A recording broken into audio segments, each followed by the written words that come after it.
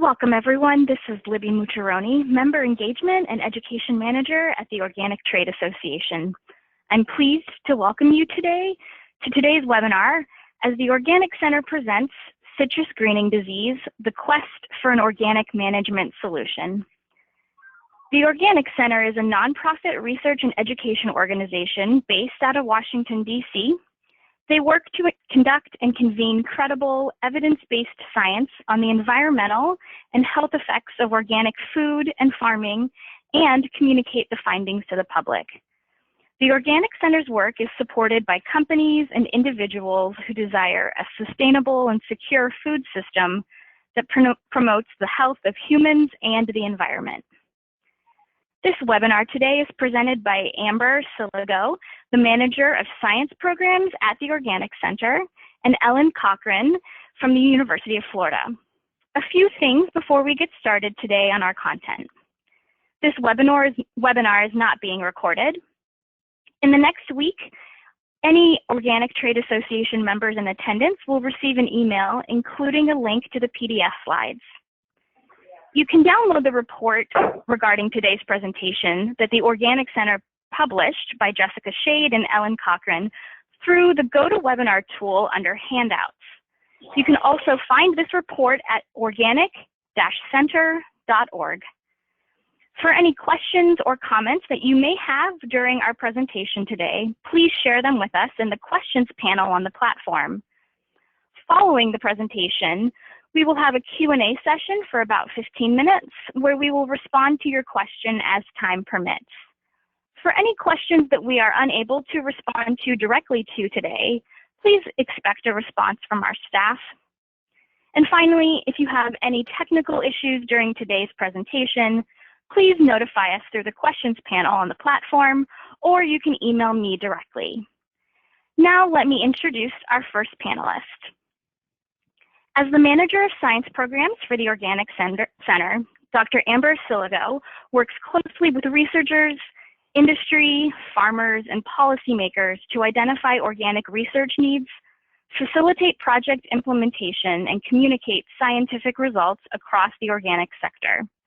She leads the center's reports compiling current science on critical issues affecting organic food and farming, and also heads the center's grant writing program. Dr. Siligo came to the center from her postdoctoral position at UC Berkeley, where her research focused on exploring how farming practices that promote biodiversity and important ecosystem services can be more broadly adopted in farming operations of all types. Now, let me turn the presentation over to Amber. Amber, are you there with us? I'm here. Can you hear me? Yes, we can. Great. Okay, thank you very much for that introduction, Libby, and also thanks to all of you who are joining us here today for the webinar. I guess my role today is really just to summarize the work that Ellen will be presenting in more detail later, and also to talk about where we stand from more like a top view level with organic management of the citrus greening disease. So it was predicted that by the year 2020, which is really just around the corner, citrus greening disease, which is also known as long bean, will have decreased citrus production by over 65%. And some scientists have even suggested that it might cause domestic citrus to disappear altogether. And while this seems a bit like catastrophizing, I'm not sure that their concerns are that far off. I also don't think that many consumers have a clue about this. I know I had no idea about citrus greening until I started to work here at the center. And that while we're sitting at home enjoying our morning orange juice, citrus farmers are actually at war with this disease that could ruin their livelihoods and even their ability to continue farming citrus in the near future. Because the risk of so much devastation from this disease is so high, citrus greening is actually one of the most researched plant diseases at this time. There have been hundreds of millions of dollars that have been spent on research, and nearly every publication that has come out of this research includes the phrase, quote, "and there is no cure," end quote. A lot of the research, in fact, most of the research that's been conducted has occurred on conventionally managed groves, And most of the resulting recommended control measures are therefore not compliant with organic certification standards. And this really leaves organic producers, very vulnerable. Next slide. Oh, it looks like you might already be there. It's actually the first slide that you just had. There you go. Thanks.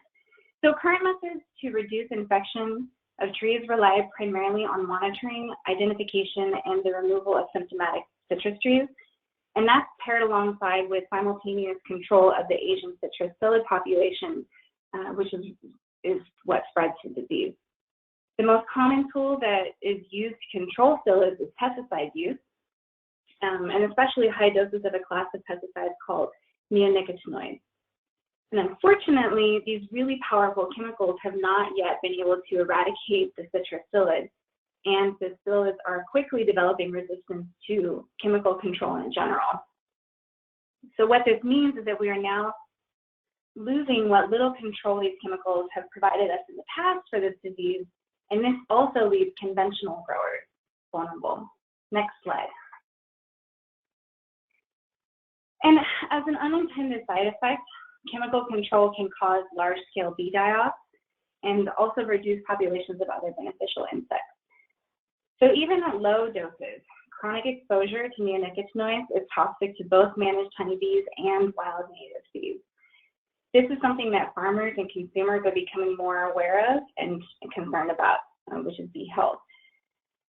The doses, unfortunately, that are used to control citrus greening are actually so high that we're no longer talking about sublethal effects or cumulative toxicity. We're talking about acute and immediate toxicity that will result in large bee die-off.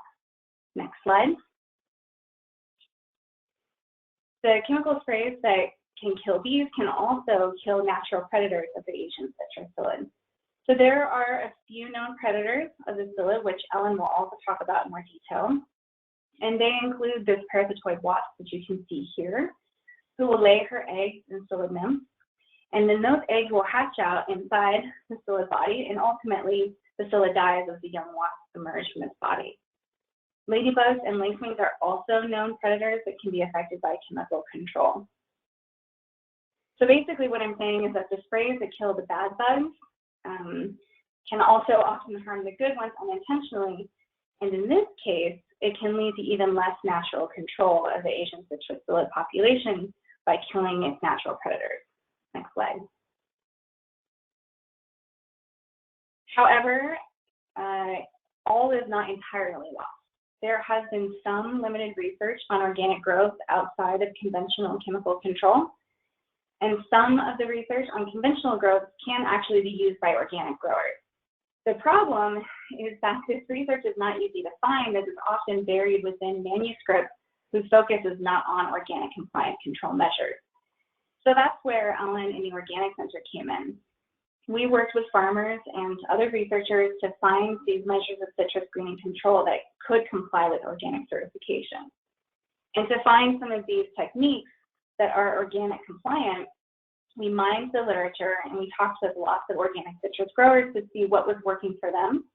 And then we compiled everything into a manuscript, which was recently published in the International Journal of Horticulture, Agriculture, and Food Science. And we have also put together a grower guide for the same information, but it's just in a bit more user-friendly format. And both of these you can download for free from the link that's listed at the bottom of the screen. Next slide. I'm not going to go into the details of the organic methods that were uncovered because Ellen will expand on this in just a bit, but broadly speaking, the reports describe a handful of chemical-free Asian citrus psyllid control methods, which include various forms of biological control using natural enemies and also fungi that can infect the psyllid. Physical barriers such as netting to keep psyllids excluded, which you see here in this photo. And there was also a strong focus on plant health and immunity to help prevent infection in the first place. While some of these are things that can have a real impact, we still need a lot more research, particularly with more replication on systems across the country and specifically in organic growth. Next slide. And what seems most apparent in all of this is that there is no silver bullet solution. What we need instead are solutions to citrus greening that are holistic and that take lots of different factors into account at the same time so that they can be effective synergistically, so they can work together. And in the long run, they'll be working without harming beneficial insects or causing other damage to the production system. Organic citrus production really provides this out-of-the-box context to get creative with control. And our vision is that organic methods will be helpful to both organic and conventional growers, because as it stands, the status quo conventional methods are not enough. They haven't been enough, and everybody in this industry is vulnerable. So we believe that it's time to start investing more research effort into non-chemical, holistic measures that are also organic compliant so that the entire industry has a chance against this disease. So with that summary or overview, I'm going to hand it over to Ellen Cochran, who knows way more about this disease than I could ever dream, and she will go into some more details about the content of those two reports that I mentioned. But just before I hand the mic over to her, I want to introduce Ellen to any of you who don't know her already. So Ellen has been working in citrus research for almost 9 years. She presently works for the USDA as a biological science technician, and in 2015, she graduated from the University of Florida with a master's degree in horticulture and also a minor in entomology and nematology. The work that we are presenting here today in this webinar on organic management of citrus greening is related to the work that Ellen has performed during her project for her master's degree. She has laboratory, field, and greenhouse citrus research experience and has worked with Asian citrus billet itself. And for the last 3 years, Ellen has taught horticulture classes online for Florida Gateway College in Lake City, Florida, and she feels a very strong connection to the students in that program. Finally, if you didn't know this already, Ellen has a small farm in Florida where she enjoys spending time with her horses, potbelly pigs, dogs, and cats. So thanks so much for being here with us today, Ellen, and also thank you for all the work that you've done to help combat citrus greening. And now I believe I can finally hand this mic to you. Thank you, Dr. Siligo. We can advance to the next slide, please. We'll get started. It's important to remember that there are 3 living organisms associated with this disease. Each plays its part, and so each must be managed by a comprehensive, multi-layer integrated pest management plan. The benefit of a multi-layer plan is the synergistic effect created. The final effect is greater than the sum of its individual parts. Let's start with getting familiar with the Asian citrus psyllid. The ACP is the insect vector of Candidatus liberibacter asiaticus, we'll call it CLAS today, that is the bacterial pathogen associated with citrus greening disease. It participates in incomplete metamorphosis, transitioning from egg through 5 instars into the adult ACP. The ACP life cycle takes from 15 to 45 days, and a single female ACP can produce 800 eggs in her lifetime. The eggs hatch in 2 to 4 days, and the ACP will go through its instar stages and into adult in 11 to 15 days. This is all dependent on temperature. The important thing to notice is how quickly populations can explode. ACP nymphs and adults acquire the CLAS bacterium mainly through feeding on infected material, but it is possible for transovarial transmission to occur, passing of the bacterium from the mother to the young. After feeding, the CLAS bacterium must move through the ACP gut into the salivary glands before the ACP is able to transmit the disease to a new tree. It is important to note that ACP acquire the bacterium best as nymphs. Healthy adult ACP that feed on infected plant tissue have been shown to be a poor vector. ACP controls must target both the nymph and the adult stages to be effective. ACP prefer to mate, lay eggs, and feed on fresh young flush, sometimes called feather flush. This tissue is primed for CLAS transmission. ACP prefer to feed on healthy trees versus infected trees, thus ensuring the rapid spread of the disease. So how do we control ACP? Slide change, please. Biological control methods include the use of predators, parasitoids, and pathogens to control ACP populations. Lady beetle larvae are voracious carnivore and a strong example of a beneficial predator. They can consume hundreds of ACP nymphs. The parasitoid wasp, Camarixia radiata, impact nymph populations by using the ACP nymph body as a nursery for its young. The wasp lays its eggs under the nymph to provide a food source for its young. The adult may also devour ACP nymphs as well. Certain commercial products contain beneficial fungal and bacterial pathogens. PFR 9720 WDG and Mycotrol ESQ both contain fungi that kill ACP. Grandivo WDG contains a bacterium that does the same job. These and other products can be searched for and learned about from the Organic Materials Review Institute's website. The link is presented here. This website is a valuable resource for researching products for use in organic systems. Slide change, please. Cultural control methods change the surrounding environment or ecosystem, resulting in the disruption of breeding or feeding behaviors of ACP. Citrus under protective screening, or cups for short, is a very effective way of keeping citrus ACP free. The citrus is grown in either pots or in the ground and have been highly productive in trial. On the downside, screen houses may cut sunlight to a certain degree, and they keep a more humid environment, which could increase mold or fungi that would need to be treated. These buildings are susceptible to extreme weather as well, which unfortunately have learned that lesson well here in Florida. Metallicized reflective mulch, or MRM, is a promising product that may disrupt ACP behavior. It is a carpet of shiny reflective film, not unlike tinfoil in appearance. The trees are planted right through it, and because it wraps around the planting bed, it may conserve water and fertilizer in the soil as well. Mechanical controls are described as being physically destructive to the pest. Though also included in the chemical section, horticultural oil smothers ACP, killing them. There is no acquired resistance there. There is a really cool project in the research and development stage. It's called a photon fence. It is a species-specific laser that shoots the insect of interest out of the sky. It's very cool stuff if you're into Star Wars or Star Trek. This is something that is still in research and development, but it shows that researchers are trying hard and there's a future in these sort of products. Slide change, please. Organic compliant chemical controls are highly effective. Spinosad is a great example of a broad spectrum insecticide that is compliant but has restrictions. Always check with your certifier before treating with anything you are not familiar with.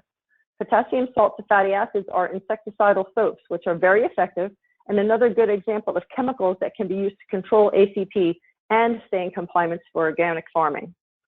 Research has shown that combining 435 horticultural oil with insecticides greatly increases the effectiveness of the insecticide.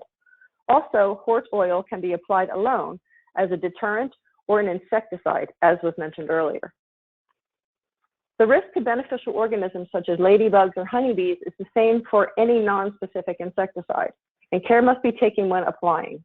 Night applications seem to be able to keep bees out of the line of fire, as does season-appropriate applications for beneficial predators and parasitoids. All of these treatments work to control ACP to a certain degree. Used together responsibly, they work even better. New products and new procedures can only be made available to growers through the funding of research projects. Organic and conventional farmers alike can join forces and demand products and procedures be researched that do not take many years to clear regulation requirements before they can use them. All citrus growers need help now. Slide change, please. So let's move on to the bacterial pathogen, CLAS. Remember, no cure, no silver bullet. So why is this bacterium so difficult to control? To date, it is not reliably culturable. Scientists cannot study an organism they can't grow or be able to manipulate and test. Experiments are limited to either changes in bacterial population detected by testing the extracted DNA from plants or ACP, or changes in plant health and growth. So what is CLAS susceptible to? What kills it? Outside of an ACP or a host tree, everything kills it. Inside an ACP or a host tree, it's a different story. Clearing the bacterium completely in a lab with one plant is easy. Doing that in the field with thousands of trees on hundreds of acres is very difficult. The treatments must be environmentally safe and safe for the tree itself, also be able to be utilized in the field. This takes time and money. How does CLAS kill trees? CLAS interacts with trees' own defense, causing starch deposition in vital vascular structures. The starch builds up and eventually collapses the very structures that carry water and nutrients throughout the tree. The picture you see is a cross-section of a diseased citrus leaf midrib. You see the glowing yellow areas? That's callose or starch deposition that has plugged up the phloem cells. In a way, susceptible trees kill themselves. Slide change, please. So how can growers help these trees tolerate an infection? Biostimulants are defined as being compounds that are beneficial to plant growth and health without being classed as a nutrient, pesticide, or soil amendment. These compounds support plant health and vital growth and fruit production. Common classes include humic acids, microbial inoculants, hydrolysates, amino acids, and seaweed. Many people are familiar with using seaweed to support plant health. If you search biostimulant in the OMRI, many products come up for possible use. Slide change, please.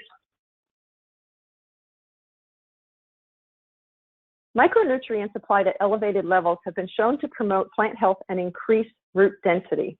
Root density is greatly reduced in affected trees, and anything that can help retain or replace root loss or root tissue loss is a wonderful thing. Symptoms of citrus greening often resemble the symptoms of micronutrient deficiency, calcium, magnesium, etc. Getting leaf tissue tested helps farmers know what nutrients need to be increased in their fertilizing programs. It has been documented that triple doses of manganese can help increase beetle root density, and large doses of manganese and boron may work like a bactericide and decrease CLAS populations. More research needs to be conducted to define the optimal dose to avoid phytotoxicity and retain plant health. Slide change, please. On the R&D side of things, nanoparticles are being investigated as bactericides. A nanoparticle is simply a particle of an element or compound that is measured in the billionths of a meter. These NPs create conditions that disrupt the bacterial cell wall, lysing the cell and killing it. NPs create multiple deleterious effects at the same time, virtually erasing the bacteria's ability to acquire resistance as a population. Metal oxide NPs such as zinc and copper are under investigation, as are others. More research is needed to tap into this very promising field of bactericides. Slide change, please.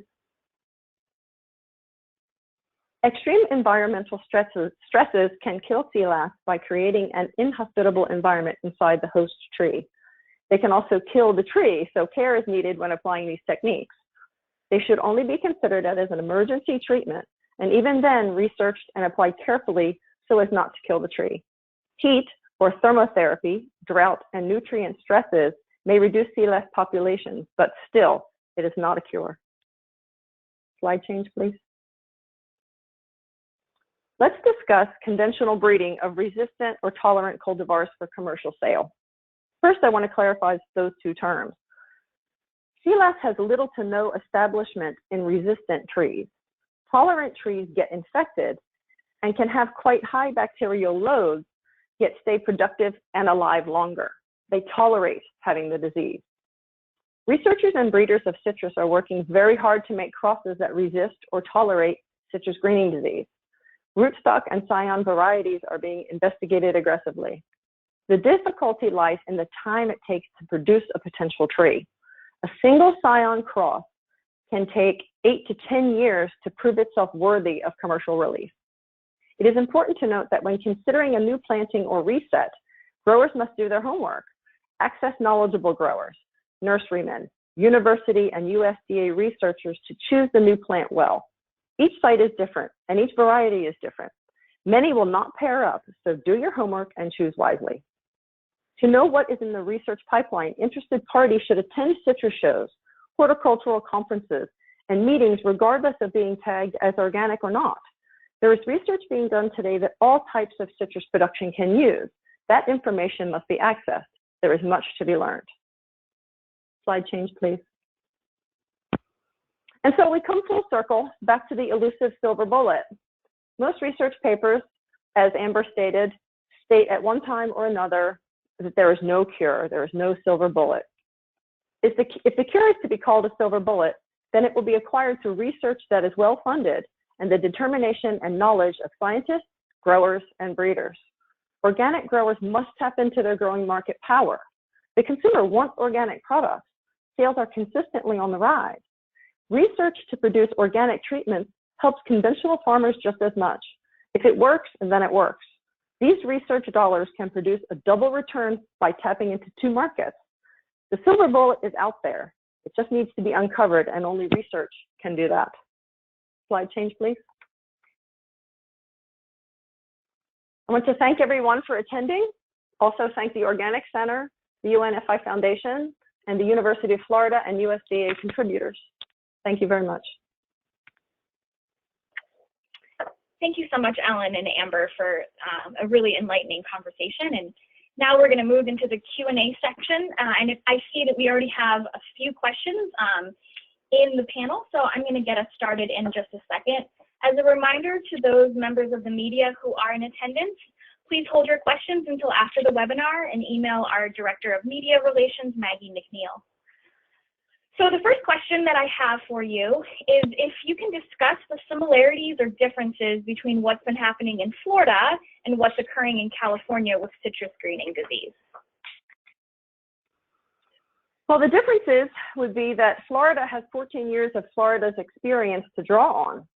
And experimental and breeding advances, they've got the opportunity to evaluate these particular things when Florida had none. California has the opportunity to work to prevent the disease, knowing and having 14 years of experience. The disease in California is not out of control. In Florida, it's a totally different situation. The numbers state that in Florida, they consider that it is 100% infected. We are one big positive control.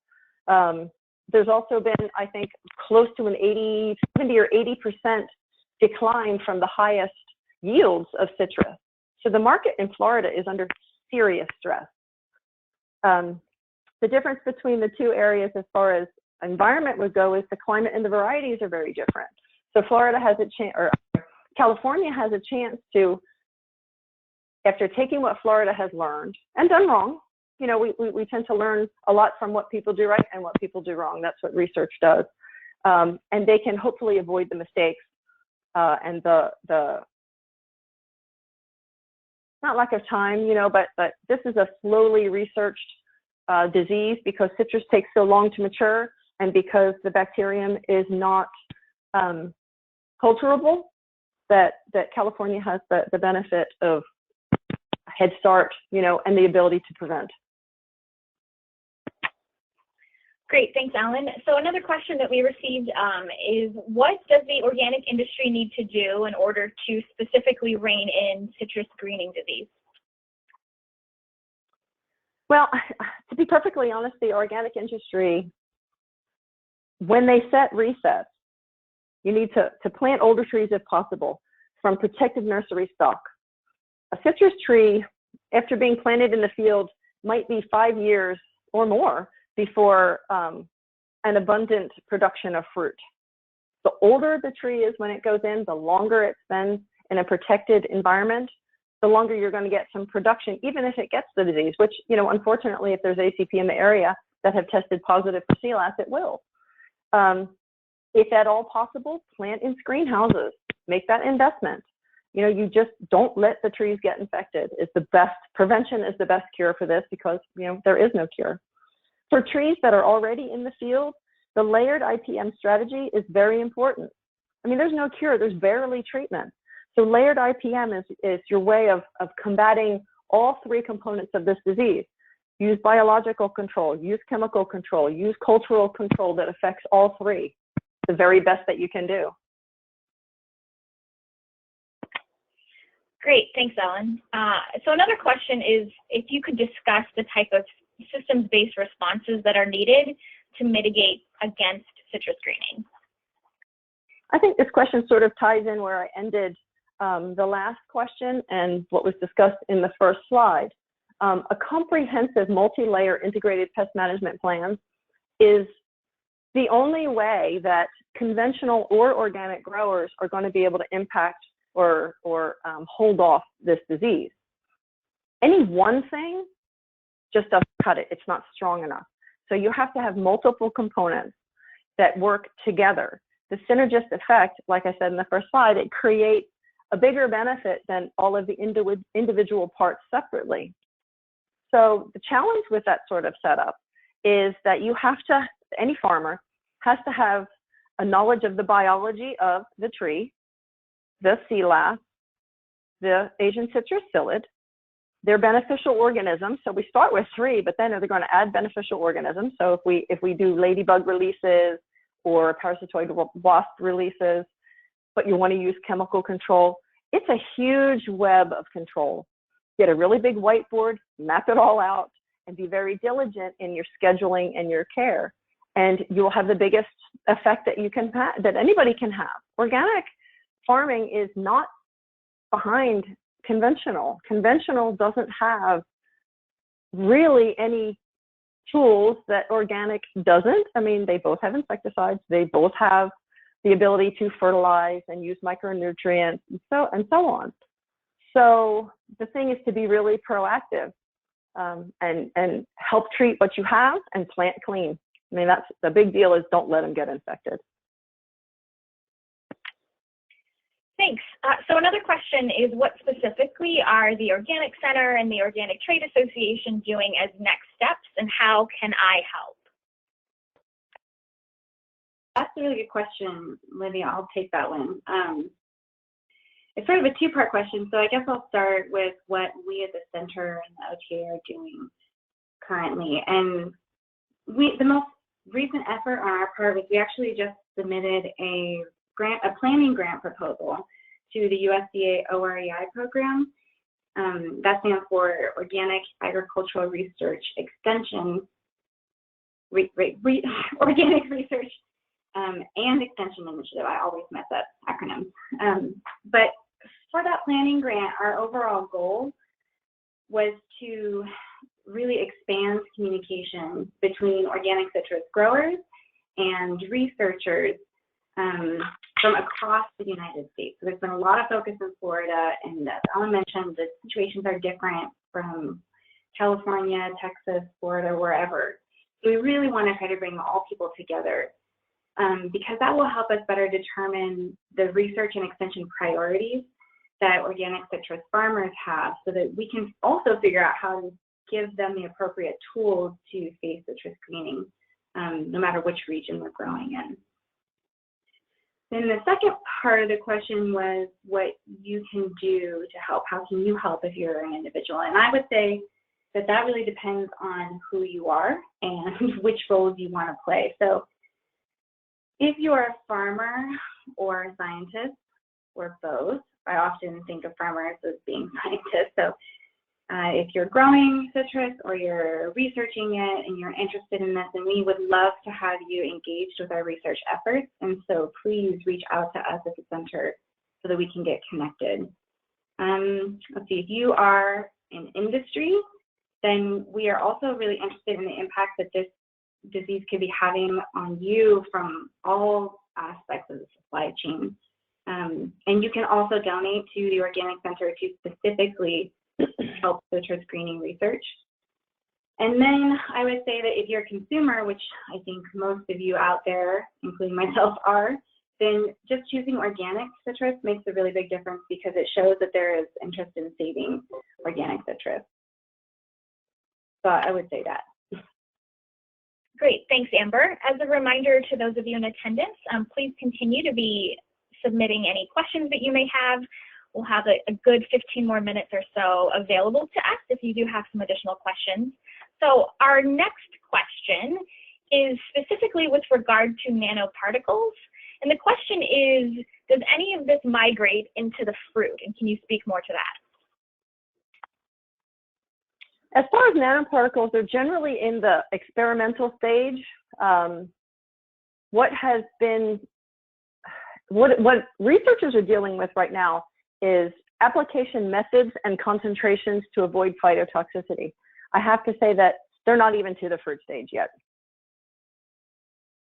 So we have no idea. Okay, thanks, Ellen. So another question is, has agrohomeopathy been tried?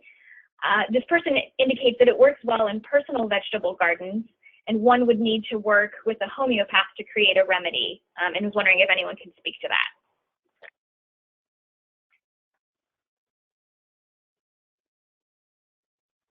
Hey, I wonder, does he have, is this question geared specifically towards using other plant materials, herbal, what we would call herbal medications, that sort of thing? Is that specifically what he's asking? Is how I'm reading it?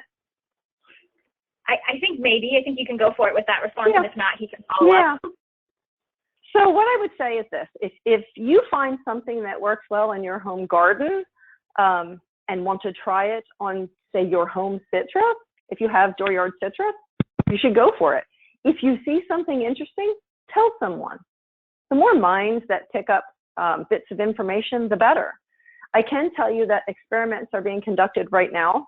And this is a prime point for, in the last slide I mentioned how growers of any type, but should not cage themselves into their titles.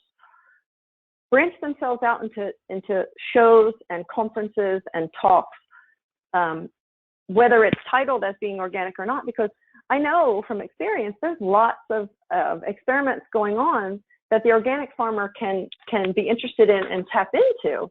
Like you had mentioned, sometimes it's buried in titles that are not specifically organic, so you may miss them. But if you go to conferences and you listen to any talk on citrus, you can pick up a lot of information that only rated for the organic title you would miss. So with that in mind, there are experiments being conducted right now with, I guess you could say, herbal, like herbal oil applications, infusions from various natural products. I don't know about any of the specific data, but I know that these things are being looked at.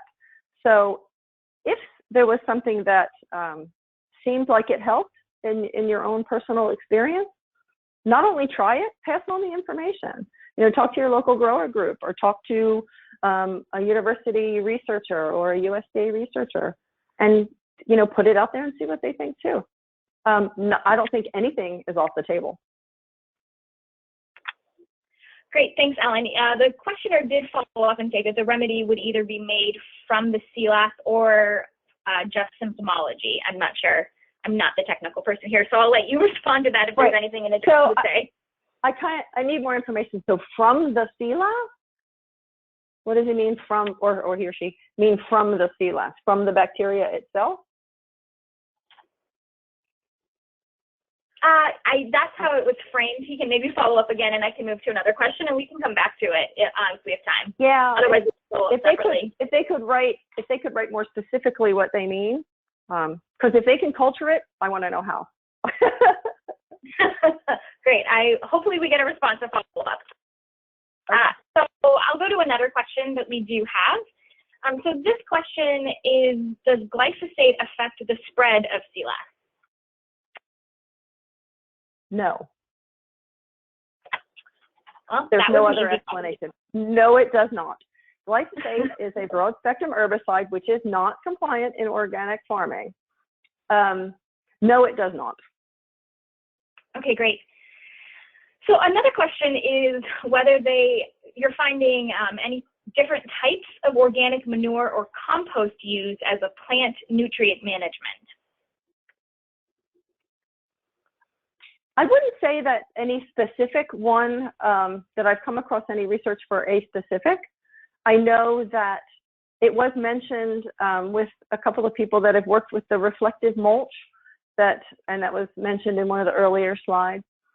The part of one of those experiments, they had used just bare ground.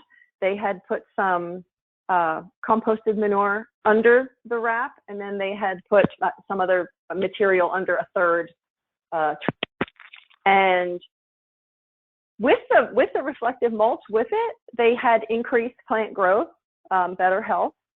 So any sort of soil amendment like that, anything that increases the health of the plant is going to help it resist spread of the disease.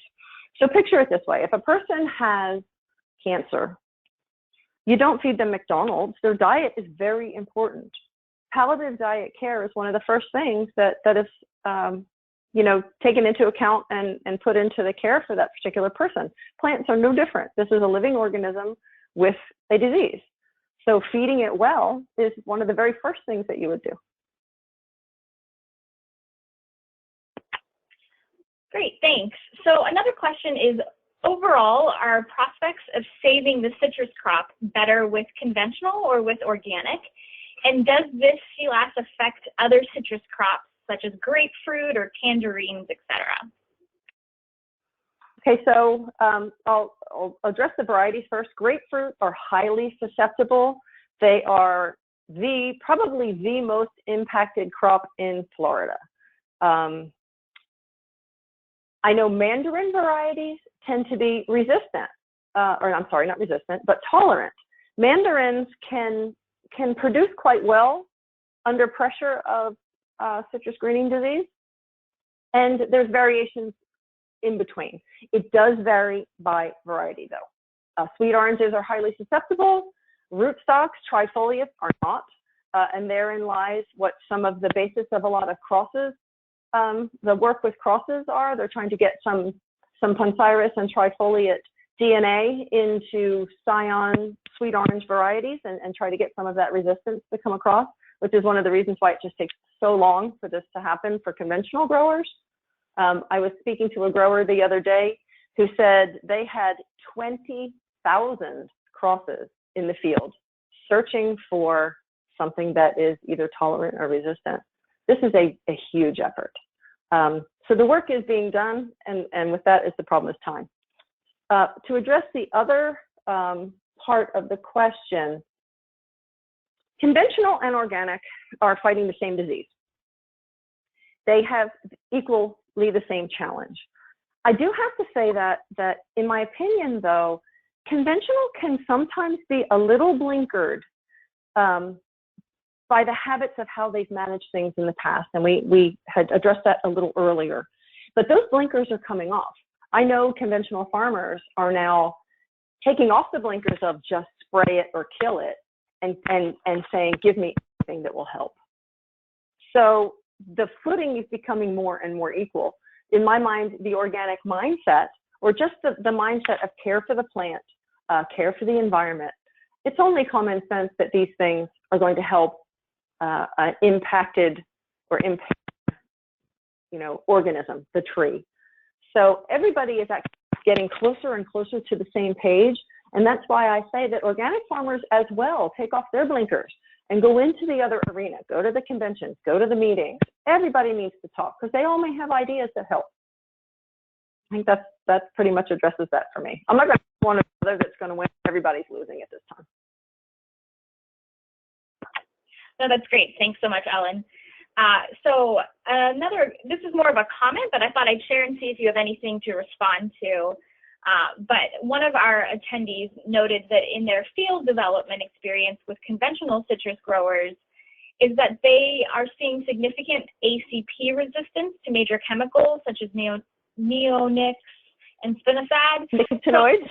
Right. Yeah, thank you. See, this is not my right. not my specialty pronouncing technical terms today, but so there is interest. Yeah, his comment was that there is interest across the board on shifting to more biologically based strategies. Sure. So that was basically his comment. Yeah. Did you have anything you wanted to say to that? I would agree, and only because, so here's the thing. You treat, all right, resistance is created by, I have 100 ACP, I spray them with anything. 2 of them are exposed to the chemical, but they survive, and they go on to breed. So now we have a population that in its DNA, it is resistant. It's a very basic thing. It's not anything that is all that avoidable with chemical type applications. If you expose them to the treatment and you miss a few individuals, if they survived it, that's just evolution.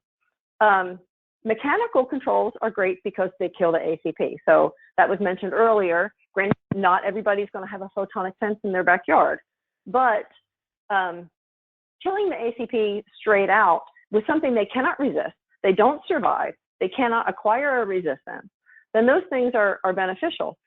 Blocking the ACP from the plants at all, is another thing. So ACP can acquire just as much a resistance to organically compliant chemicals as they can to conventional chemicals. They're both chemicals. It's just one is allowed and one is not in a certain type of farming. So farmers across the board have to be responsible with how they spray, not just conventional or not just organic.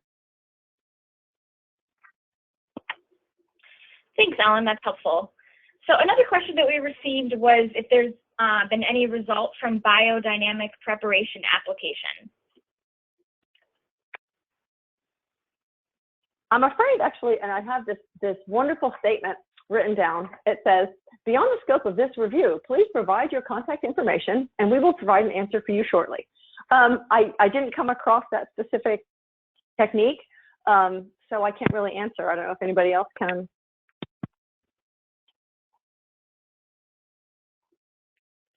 I think at this point, I will pass it along to our team after the webinar and we can follow up directly with the questioner.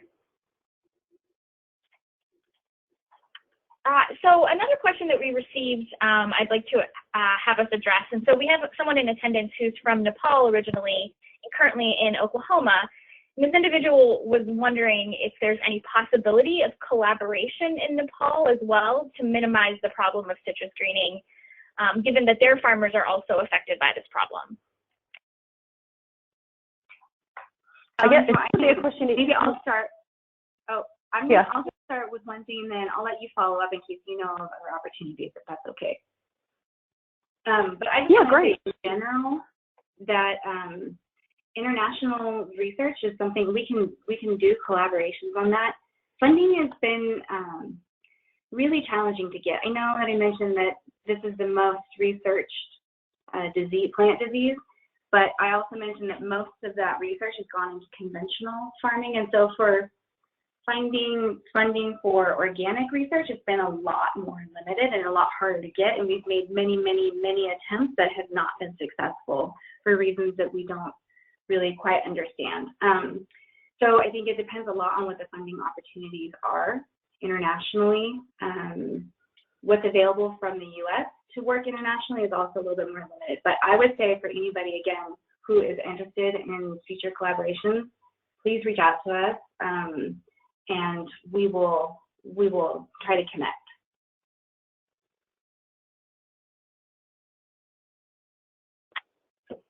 Great, thanks, Amber. I appreciate that. Ellen, did you want to add anything to that, or should I move on to our final question that we have? Nope, we're actually completely on the same page. So to avoid being redundant, you can move on. Great. So the next question is why HLV hasn't hit Mexico's citrus as hard, if you have any thoughts about that. Well, if you look at GPS imaging that would show the concentration of the infection, it's very clearly started in Florida and spreading across the South. With that spread, the ACP populations would be moving where they're, acclimatized to the environmental climate here, out of Florida into other states and into other countries if they go across into Mexico. As that moves along, the organism itself has to change. So off the top of my head, I'm going to say that it will, and it's probably there. It's just not spread. It's not as strong yet. I mean, the unfortunate thing for Florida was that, and this is maybe another benefit that states and California or Mexico, as far as another country, can benefit from.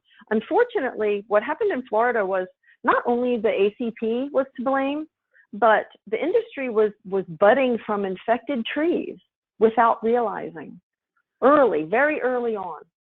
So, they were spreading the disease themselves as well in propagation. So the ACPs is not the only one same, unfortunately, for the situation in Florida. Now, we know now you have to bud from certified clean stock. So that is a big fight right there. Now you're going to put them out in the field and the ACP there that are infected, you're going to catch it. But what happened in Florida was very unfortunate in that before they got a handle on the disease, had budded and created many trees that were infected right from being propagated. Great, thanks, Ellen. So another question was if either of you have any comments about heat treatment effectivity. Either of us as far as Amber or myself? This is Ellen. Correct, yes. Amber, do you have anything you want to say first? I don't have anything, no. Okay. That's all you So, okay, so heat treatments, heat therapy, there's a number of articles and research papers written on it. It has been successful. Part of the challenge would be in the field would be, first of all, impact on the tree. And it's a fairly short answer. Heat creates, as in the slide that we addressed in the presentation, heat is an extreme environment. It does impact the bacterium. It also impacts the tree. The roots of a planted tree are a known sink for sea lice bacterium. And you can heat what's above the ground all you want, but the roots still have the bacterium. So you may push it back a little bit, but it's unfortunately it's not a cure for a tree that you can't heat the entire tree. And even then, we go back to like I said, we can clear one plant in a lab, no problem.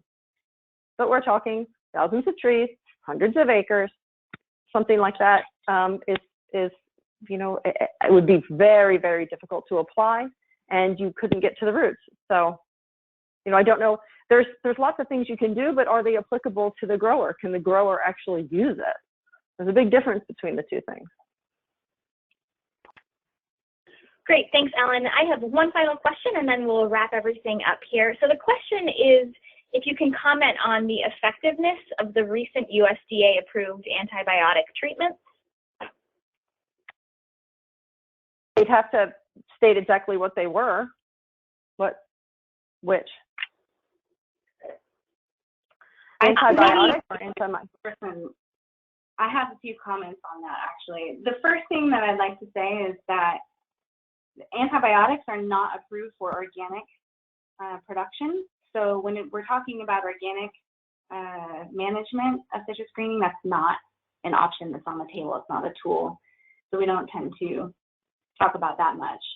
The other thing is that what we have historically seen with chemical control is resistance that has been developed, and the same thing can happen with antibiotics. We can develop antibiotic resistance, and there are lots of issues with that. So without me knowing or saying much about the effectiveness, I'll just throw that out there as far as the way that we talk about it for organic management.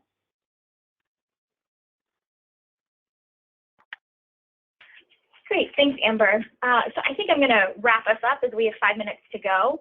Many thanks to both Ellen and Amber for today's insightful and engaging presentation. We had quite an array of questions, which was, I think, quite pointed to how important this conversation is to continue. In general, on behalf of the Organic Trade Association and the Organic Center, we appreciate your time and attendance at today's webinar.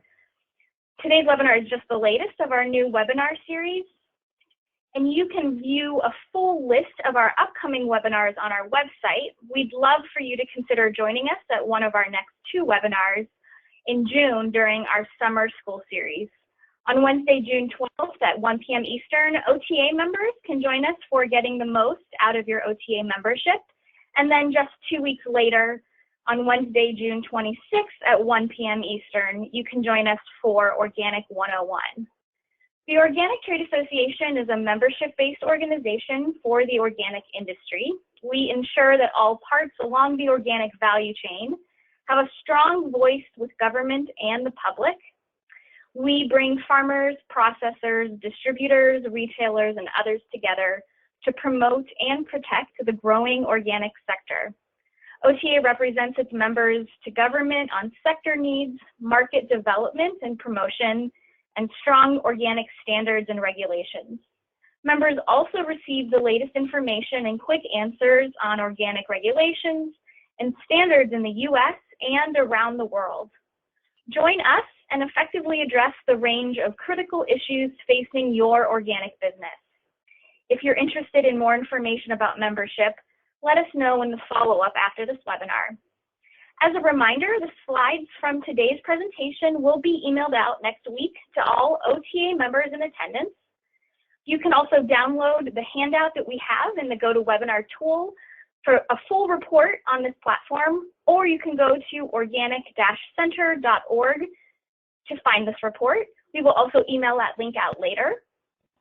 After today's webinar, a brief survey will populate.